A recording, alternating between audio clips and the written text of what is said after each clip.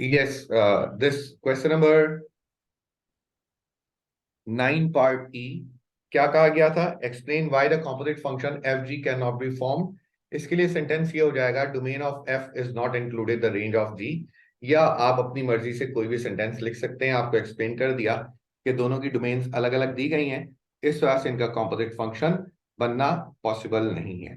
Question number 10 circular measures का question आपको दिया गया। क्या कह रहे हैं जनाब इस सर्कुलर मेजर्स के क्वेश्चन में? इन द फर्स्ट पार्ट ये सर्कुलर मेजर का क्वेश्चन आपको दिया गया और कहा गया है कि ए ओ ए आर बी ये एक सेक्टर दिया गया और दूसरा सेक्टर क्या दिया गया है? पी ए एस बी ये एक और सेक्टर आपको दिया गया। Find the perimeter of the cross section R A S B. हमें आर ए एस बी ये पूरा क्रॉस सेक्शन इसका पेरीमीटर कैलकुलेट करना है। तो पेरीमीटर कैलकुलेट करने के लिए हमारे पास क्या होना चाहिए? पेरीमीटर ए आर बी ये आना चाहिए plus A S B. Perimeter का फॉर्मूला हमें मालूम है। फॉर्मूला क्या है? S equal to R theta. तो पहले मैं एस वन पेरीमीटर वन निकाल रहा हूं। रेडियस कितना है? ओ ए का रेडियस 2.5 और थीटा कितना है जनाब? थीटा कितना है? थीटा ये वाला दिया हुआ है, हमें तो ये वाला थीटा चाहिए।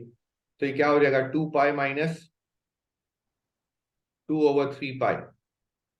तो यहां पर मैं 2 पाई माइनस 2/3 पाई ही लिख रहा हूं इक्वल्स टू, ये फर्स्ट पैरामीटर आ गया हमारे पास। क्या आ गया बच्चों? First parameter. Directly from calculator आप कैलकुलेट कर सकते हैं और कैलकुलेटर से जब कैलकुलेट किया गया तो आंसर आ रहा है 10.47। S2 अब हम कैलकुलेट कर रहे हैं, नीचे वाला पैरामीटर।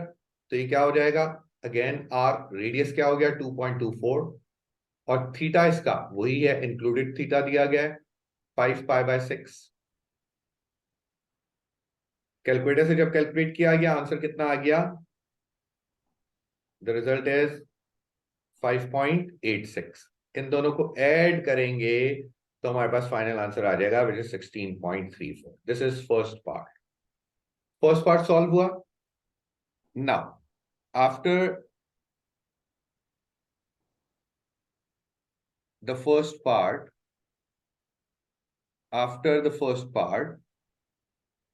सेकेंड पार्ट देखते हैं। सेकेंड पार्ट में क्या कहा गया है?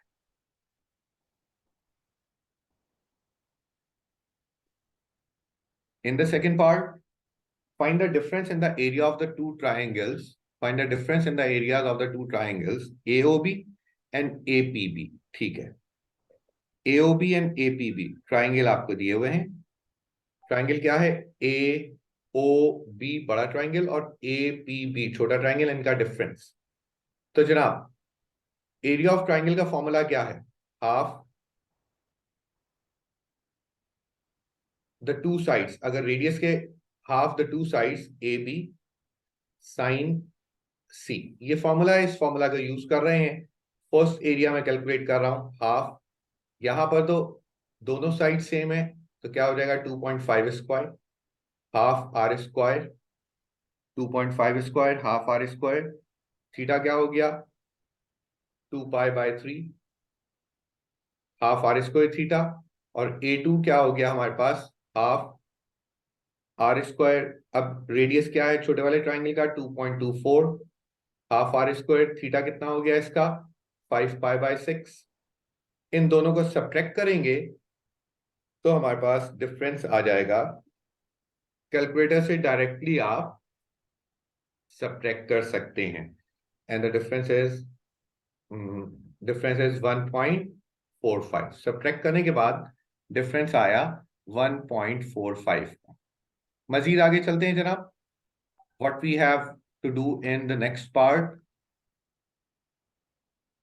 This is part B. Part B आपको 2 मार्क का दिया गया है ना।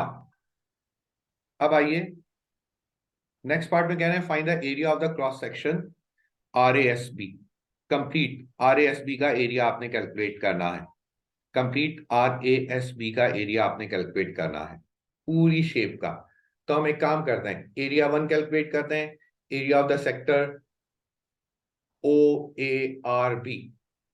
एरिया का फॉर्मूला क्या है, half R square theta, radius कितना है 2.5, half R square theta, theta कितना है बच्चों 2 पाई माइनस 2/3 पाई। बड़े वाला सेक्टर, छोटा sector, half R square, radius कितना है 2.24, आर स्क्वायर, थीटा कितना है 5 पाई/6। अब आप देखिए, हमने बड़ा सेक्टर छोटे सेक्टर का एरिया तो निकाल लिया, लेकिन ये दरमियान में जो एरिया है ये अभी हम कैलकुलेट नहीं कर पाए। और ये क्या है, ये इसने सेकंड पार्ट में हमसे निकलवाया था, difference of the triangles area, वो कितना आया था 1.45। तो इन तमाम एरियाज को ऐड करेंगे तो टोटल एरिया हमारे पास आ जाएगा शेप का। कैलकुलेटर के थ्रू डायरेक्टली हम इसकी वर्किंग कर सकते हैं। 1 मिनट जरा करते हैं। कैलकुलेटर से जब इसको सॉल्व कर रहे हैं तो फाइनल आंसर कितना आ रहा है 21.1।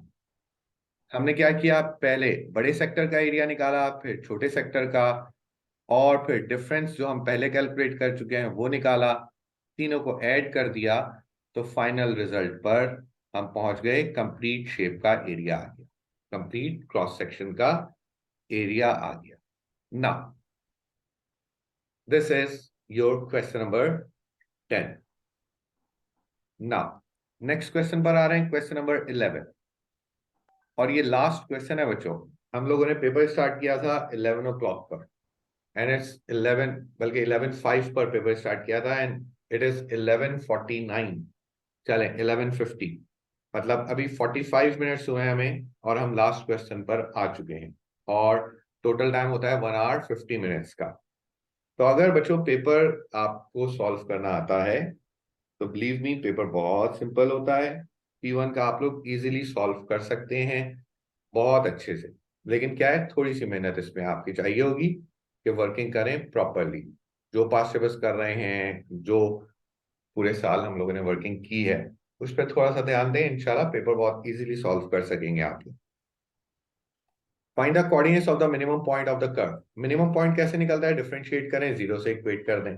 तो पहले तो मैं डिफरेंशिएट कर रहा हूं, dy/dx इक्वल टू 9/4 x²। जब डिफरेंशिएट करेंगे तो पावर नीचे आएगी, पावर नीचे आई तो 2 ने 4 को कैंसिल किया तो कितना हो गया 9/2 x-12 इक्वल टू 0। यहां से आप x कैलकुलेट कर सकते हैं, and what is the value of x, 12 और 24/9, 24/9।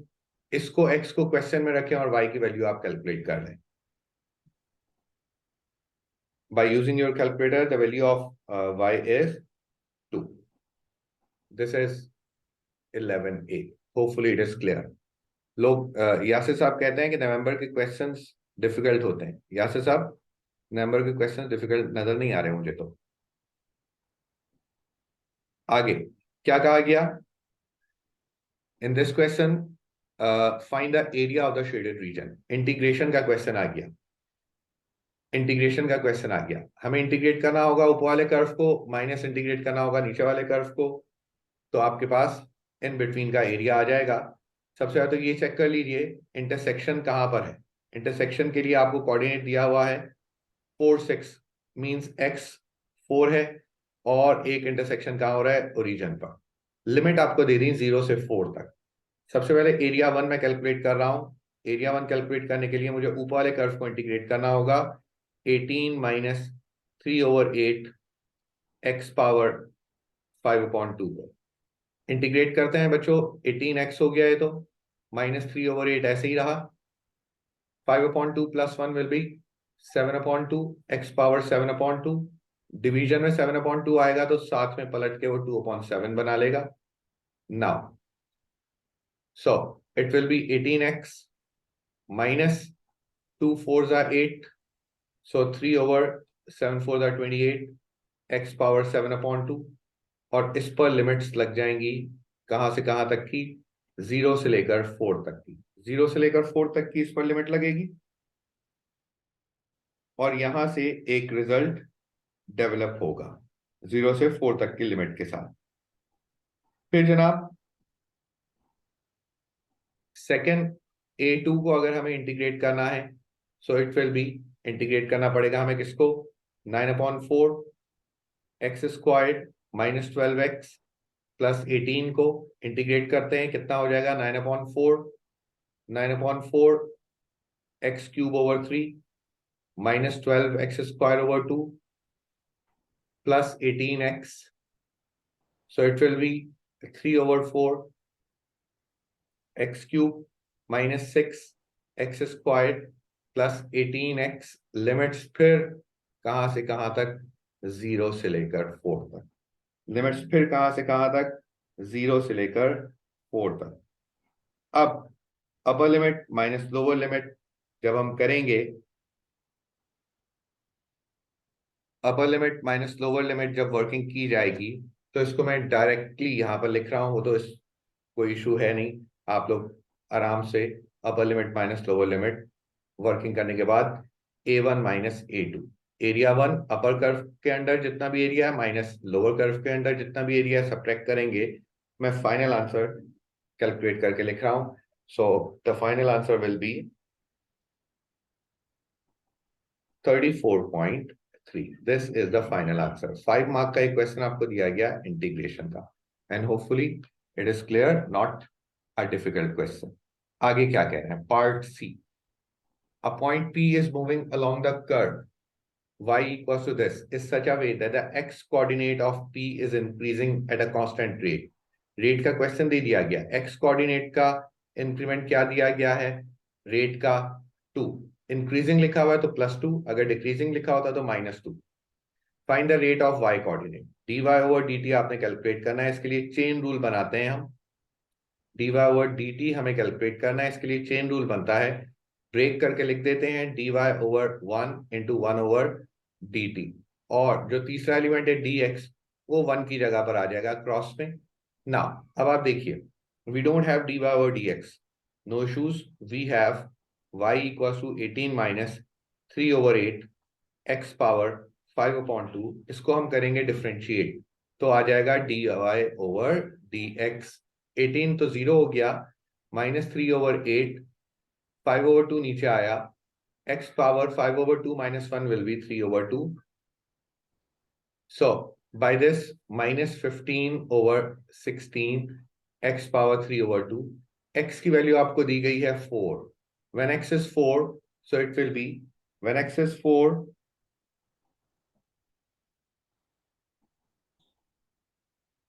अगर 4 यहां पर x की जगह पर हम लिखते हैं तो क्या रिजल्ट डेवलप होगा इसका, -15/2, ये आ गया dy ओवर dx। हम dy ओवर dx की जगह -15/2 लिख सकते हैं, multiply by dx over dt आपको गिवन है, कितना है 2, रिजल्ट कितना आ गया -15, dy ओवर dt का रिजल्ट -15 आ गया। Hopefully it is clear, and after that the paper is complete.